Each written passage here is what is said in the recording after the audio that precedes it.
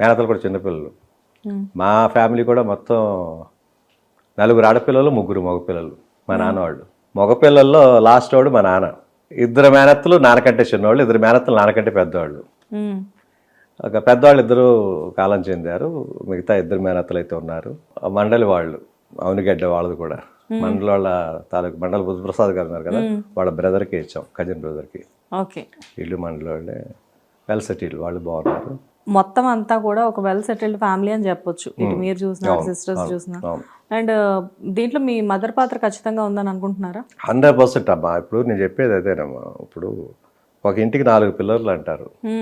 2 చూడండి ఆగుద్దాం, 3 చూడండి ఆగుద్దాం, 4 పక్కల 4 ఉండాల్సిందే కంపల్సరీ.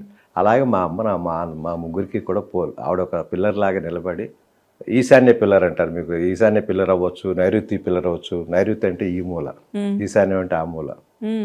ఈశ్వరుడు నైరుతి మూలకి తల పెట్టుకుని ఈశాన్యానికి కాళ్ళు పెట్టుకుని పడుకుంటాడంట, నిద్రిస్తాడంట. అది వాస్తు అంటే. వాస్తు గురించి ఇందాక అనుకున్నాం. మీరు వాస్తుని బాగా నమ్ముతారా? బాగా నమ్మకం. అందుకనే ఈశాన్య మూలనే మనం వాటర్ పైప్ కానీ బోర్ కానీ వేసుకుంటాం, వెల్ కానీ నుయ్యి కానీ. ఎందుకంటే ఆయన కాళ్ళు ఎప్పుడు తడుస్తుండాలని.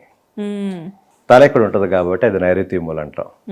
తల దగ్గర డబ్బులు దాచుకోవటం, బీరువాలు పెట్టుకోవటం, బరువు పెట్టడం, వెయిట్ అంతా ఎక్కువ నైరుతి మూలలో పెడతాం.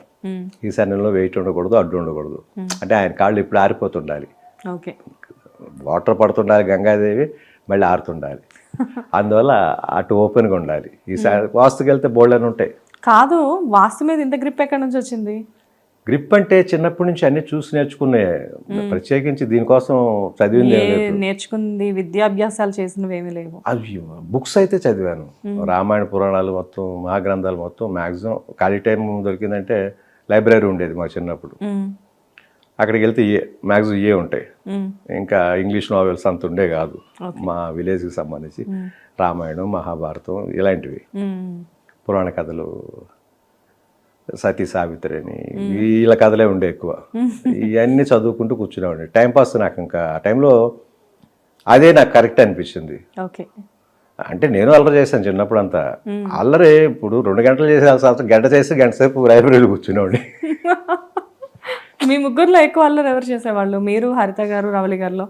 రవళినే. హరిత చిన్నప్పటి నుంచి సైలెంట్, చిన్నప్పటి నుంచి సైలెంట్గా ఉండేది. రవళి కూడా పెద్ద గలాట అంటే ఏముండదు. నాకు ఈ రోజుకి భయపడతారు 2 చెల్లెళ్ళు. నేనే చెప్తే అదే. ఇంత బాగా చెప్తున్నారు వాళ్ళ గురించి, కానీ బయట టాక్ మీ గురించి వేరేలా ఉంటుంది. ఏంటంటే ఈ చెల్లెళ్ళు 2 కూడా అన్నను పెద్దగా పట్టించుకోరు, అన్న ఒక్కడే ఒంటరిగా ఉన్నాడు అని చెప్పేసి మాట్లాడతారు. ఒకటమ్మా, ఇప్పుడు నేనే నా మైండ్లోనే లేదు అసలు ఆలోచన. అలాంటిది బయట వాళ్ళకి ఎందుకు? ఎందుకంటే వీడియోస్ లో చూసినా, ఎక్కడైనా ఫంక్షన్స్ లో చూసినా, ఎక్కడ చూసినా మీ ఫ్యామిలీ సపరేట్ గా కనబడుతూ ఉంటుంది మాకు. అంటే ఎవరికుండే ఇది బాధ లేదంటారు దాన్ని. ఎవరి ఇంట్లో వాళ్ళకి పనులు ఉంటున్నాయి. మా ఇంట్లో మా 2 పిల్లలతోటే సరిపోతుంది టైం అంతా. మధ్యలో నేను షూటింగ్కి వెళ్ళటం. ఇంట్లో ఎంత వర్కర్స్ ఉన్నా కూడా హోమ్ మేడ్స్ తప్పదు, తన పరిగి తను చేసుకోవాలి. నా పని నాకుంటుంది. పిల్లల్ని స్కూల్కి రెడీ చేసి పంపాలి చిన్నప్పటి నుంచి. ఇప్పుడు అదేవిధంగా హరిత ఉంది. హరిత అనేసరికి వాళ్ళకి ఫ్రెండ్స్ ఉంటారు. ఫిల్మ్ యాక్టర్ వేరే, రవళి ఫిల్మ్ యాక్టర్ వేరే. ఇప్పుడు మాకంటే, మా ఆవిడకంటే కూడా వాళ్ళకి ఎక్కువ ఫ్రెండ్స్ ఉంటారుగా. అంతేగా. అందువల్ల ఎక్కువ ఫంక్షన్స్ వస్తుంటాయి వాళ్ళకి. అందువల్ల బొమ్మలు పిలవరు కదా వాళ్ళ ఫ్రెండ్స్ అందరికి. మేము ఫ్రెండ్స్ కాదు కదా, నేను ఫ్రెండ్ కాదు కదా. అందువల్ల వాళ్ళు తిరుగుతుంటారు, నేను కొంచెం ఇంట్లో కూర్చుని ఉంటాను, లేదా షూటింగ్ పోతుంటారు. ఓకే, సో మీ ముగ్గురు మధ్య హెల్తీ బాండింగ్స్ అయితే ఉన్నాయి. నెంబర్ 1 సూపర్ అమ్మా. దాంట్లో ఎలాంటి తేడా లేదు. పిలుస్తారు, సిస్టర్స్ పిలుస్తారు, నేను పిలుస్తాను. నేను పిలిచినప్పుడు వాళ్ళ ఖాళీ ఉండదు, వాళ్ళు పిలిచినప్పుడు నాకు ఖాళీ ఉండదు. ఇంపార్టెంట్ ఫంక్షన్ అయితే మాత్రం అందరం కలుస్తాం. ఇంపార్టెంట్ ఏదైనా గృహప్రవేశం, ఏదైనా మ్యారేజ్, ఏదైనా పిల్లలకి చిన్నపిల్లలు ఏదైనా హడావుడి పెట్టారు, తప్పదేక ఇంపార్టెంట్ తప్పనిసరిగా వెళ్ళాల్సిందంటే షూటింగ్ కూడా లీవ్ పెట్టేస్తా.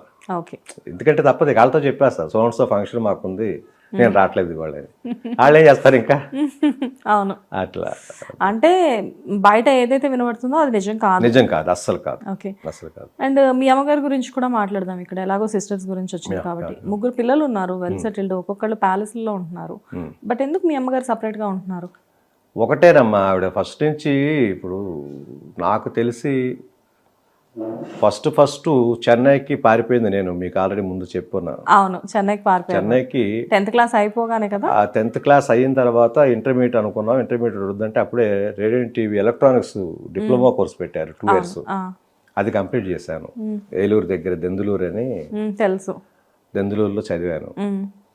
ఎగ్జామ్స్ రాశాను. ఆ ఏలూరు నుంచే విజయవాడ నుంచి సర్కార్ ఎక్స్ప్రెస్ పట్టుకుని వెళ్ళిపోయాను. అదేంటో చెన్నై వెళ్ళిన వాళ్ళందరూ భలే సక్సెస్ అయిపోతారు. అది ముందు వెళ్ళిపోయాను. నా తర్వాత సంవత్సరం తర్వాత రవళి హరితను తీసుకుని అమ్మ బయలుదేరారు. అప్పుడు కూడా చిన్న యాక్సిడెంట్ లాంటిది జరిగింది, లెగలేని పరిస్థితి. నేను ఇక ఫ్యామిలీ వచ్చేసారు. మేము ఉంటేనే వాళ్ళకే ఇప్పటి నుంచో ఉంది మనసులో. వాళ్ళు రావటం, వాళ్ళు సెటిల్ అవ్వటం, ఇంకా కేరింగ్. డాడీ ఎలాగూ రాలేదు ఆ టైంలో. మేము వచ్చేయడం తర్వాత ఆయన కాలం చెందారు. నాకు బాబుగా పుట్టాడు వేరే ఆయన, మా నాన్నగారు. మా బాబుని మా నాన్నగారు అని చెప్తాను ఇప్పుడు కూడా. 100%. ఆయన పోలికలే, ఆయనలాగానే బిహేవియర్ కానీ ఎవ్రీథింగ్.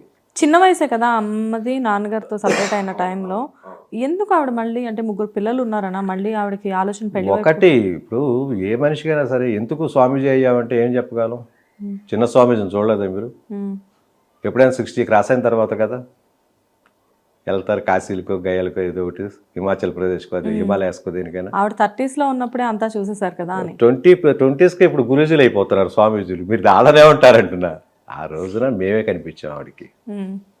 ఆ రోజున ఒక 10 దారులు ఉన్నా కూడా అన్ని దారుల్లో మేము ముగ్గురే కనిపించాం.